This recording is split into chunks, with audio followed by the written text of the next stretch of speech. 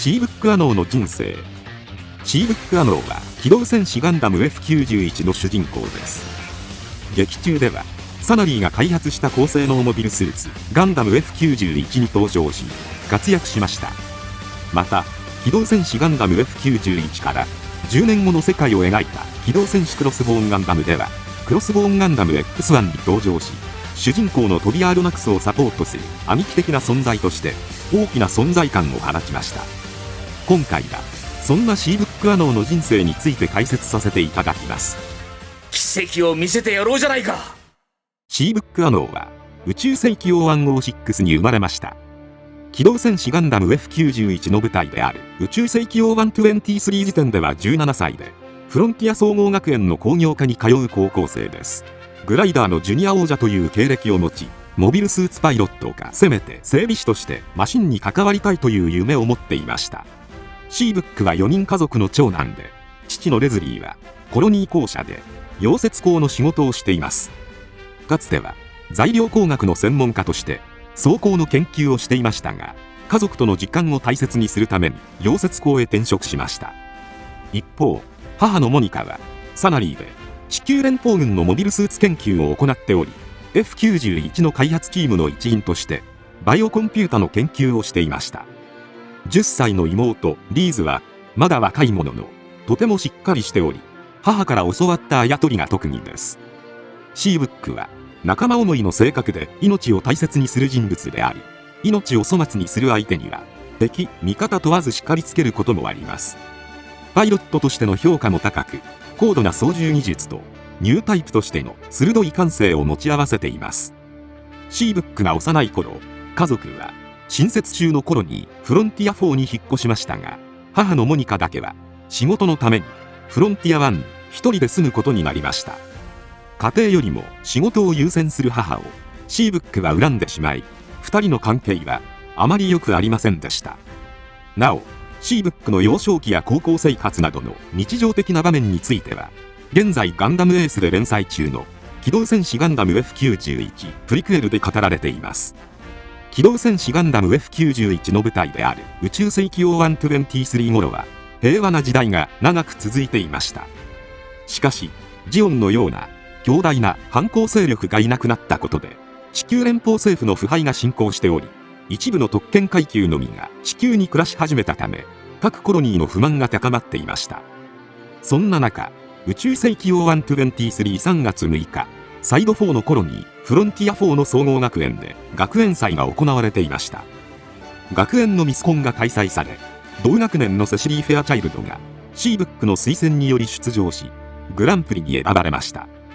しかしその時、コスモ貴族主義を唱えるクロスボーンヴァンガード軍のモビルスーツがフロンティア4を襲撃します。地球連邦軍のモビルスーツと戦闘が繰り広げられ、多くの一般市民が巻き込まれ犠牲になってしまい、シーブックも仲間たちと共に避難しました。そして避難先の博物館で艦長のロイ・ユングが個人的に所有していたモビルスーツガンタンク R44 を発進させ、クロスボーンヴァンガード軍のモビルスーツに戦闘を挑みます。しかしガンタンク R44 は返り討ちに遭い、一緒に乗っていた親友のアーサーが死亡してしまいます。動揺したシーブックはアーサーの亡骸に声をかけ続け、それを見かねた仲間のアズマにアーサーを楽にさせてやるよう言われますが、シーブックは現実を受け止めきれずにいました。その後シーブックがガンタンク R44 を操縦して避難を続けましたが、途中でセシリーとその父シオが言い争いになっているのを目撃します。シオがセシリーに拳銃を向けていたため、シーブックは仲裁に入りますが、その際にシオに銃で撃たれてしまいます。そして突如として現れたクロスボーンヴァンガード軍のモビルスーツベルガダラスにセシリーは連れ去られてしまいます。負傷したシーブックは仲間の元に戻り、脱出用のスペースボードでフロンティア1に避難しました。その後フロンティア1で連邦軍の練習艦スペースアークに保護されましたが、この間は人手不足が深刻だったため、シーブックたちは仕事を手伝うことになりました。スペースアークはモビルスーツの搭載数が少なかったものの、調整中の高性能モビルスーツガンダム F91 がありました。ガンダム F91 は完成まであと一歩のところでしたが、まともな整備マニュアルがなく、バイオコンピュータの接続方法もわからないため作業は難航していました。しかしマニュアルの代わりとして存在していたサナリーの研究者たちが口頭で説明している映像にシーブックの母モニカが映っており、それを見たギーズが母に教わったあやとりの用語が映像で使われていることに気づいたため、バイオコンピュータを接続することができました。その後フロンティア1はクロスボーンヴァンガードのモビルスーツから教習を受け、シーブックはガンダム F91 に登場して戦うように命令されます。 F91 ガンダムはシーブック可能でいきます。戸惑うシーブックを見かねた友人のサムが代わりに乗ろうとしますが、彼が死に急いでいるように感じたシーブックは自らガンダム F91 に乗ります。こうしてガンダム F91 に登場したシーブックは初陣で3機のモビルスーツを撃破し、仲間からはニュータイプと呼ばれ期待される存在となりました。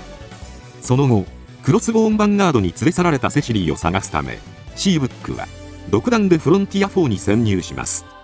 この時フロンティア4はクロスボーンヴァンガード軍に占領されており、さらにクロスボーンヴァンガード軍を創設したロナ家によってコスモバビロニアが建国されようとしていました。シーブックは潜入した先でセシリーがロナ家の総帥マイッツァーロナの孫であり、本名がベラロナであることを知ります。ロナ家の屋敷に侵入し、セシリーと再会したシーブックは自分たちの元に戻ってくるよう説得を試みますが、ロナ家の人間として生きる覚悟を決めたセシリーに拒まれてしまいます。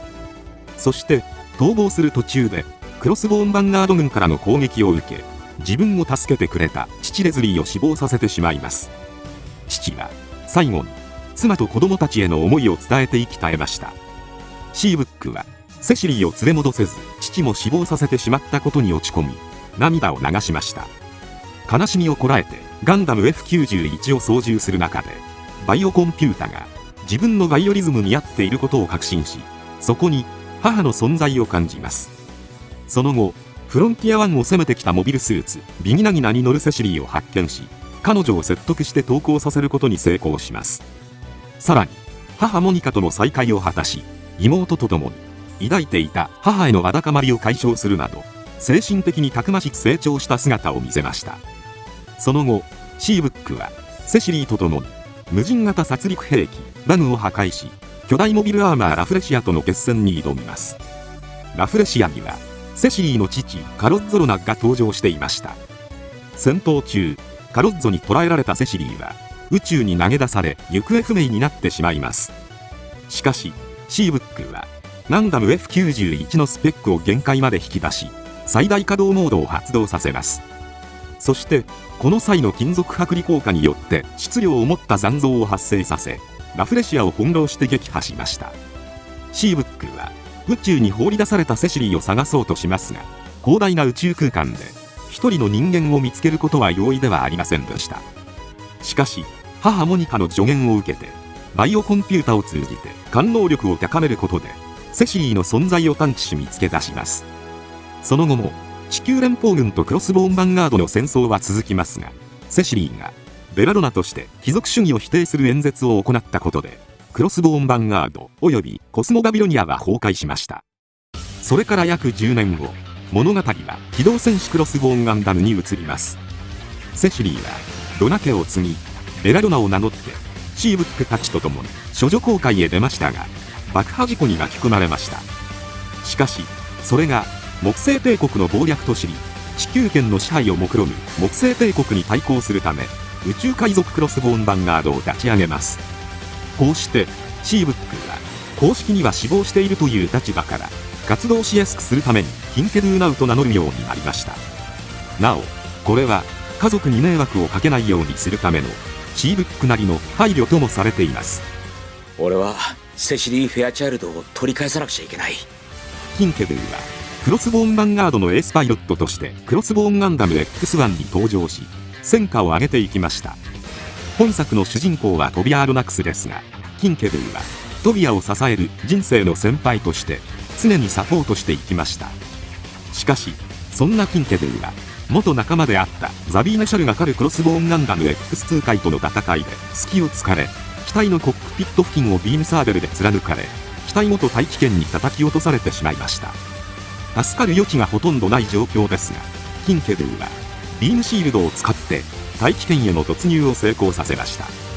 右腕を失い瀕死の重傷を負いましたが、奇跡的な生還を果たします。そしてザビーネと再戦して倒しました。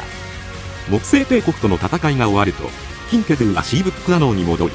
ベラロナからセシリーへと戻った彼女と結婚し、トビアン・クロスボーンガンダム X1 回を託しました。その後、機動戦士クロスボーンガンダムスカルハートでは一児の父親になっており、セシリーとパン屋を営んでいる姿が描かれています。また続編の漫画機動戦士クロスボーンガンダム鋼鉄の7人ではそのままパン屋を営んでいますが、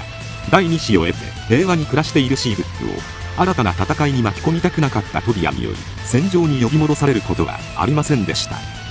なお作者の長谷川雄一氏がガンダムエース2018年5月号でコメントされている内容によると、シーブックを鋼鉄の7人に含める予定もあったものの、生き残るのが3人とした場合、そのうちの2人をトビアとシーブックにすると緊張感がなくなるという理由で含めなかったことが明かされています。さらに後の物語である機動戦士クロスボーンガンダムゴーストにおいては48歳になったシーブックが登場します。時代は機動戦士ビクトリーガンダムで描かれるザンスカール戦争の時代で、この時シーブックは町のパン屋として戦争避難民に食料を配っていました。そんな中、車での移動中に貴重な小麦粉を狙う強盗に襲われ、本作の主人公フォントボーに助けられます。またその後ザンスカール軍の襲撃を受けた際には精神的に戦えない状態になっていたフォントに代わってクロスボーンガンダム XO に登場して敵を倒し、フォントに助言する姿が描かれています。そしてフォントが帰る際にキンケドゥナウからカーティス・ロスコにパンを届けるよう頼み見送るのでした。このようにシーブックは優等生という人物から宇宙海賊の一員になるという波乱の人生を送りました。モビルスーツの操縦技術や判断能力も非常に高く、圧倒的な戦術差でも機転を利かせて生還しており、さらにパイロット引退後は主要人物を導く存在として描かれています。なお漫画版機動戦士ガンダム F91 は大まかなストーリーは映画と変わりありませんが、ラフレシア戦ではドゲドウと叫ぶなど少年漫画の熱血系主人公を思わせる性格で描かれています。余談ですが、プレイステーションで発売されたゲームソフト SD ガンダム G ジェネレーション F でシーブックの声優である辻谷浩二さんがキンケドゥを演じた際、キャラクターのイメージが大きく変わっていたため、しばらく2人が同一人物だと気づかなかったそうです。シーブックが優等生から宇宙海賊としてたくましく成長しすぎたがゆえだったのかもしれません。あなたに手渡されていたものを今こそ全て受け継ぎます、キンケドゥさん。今回は以上となります。チャンネル登録されるかはお任せいたしますので、もしよければもう一本動画を見ていただけたらとても嬉しいです。最後までご視聴いただきありがとうございました。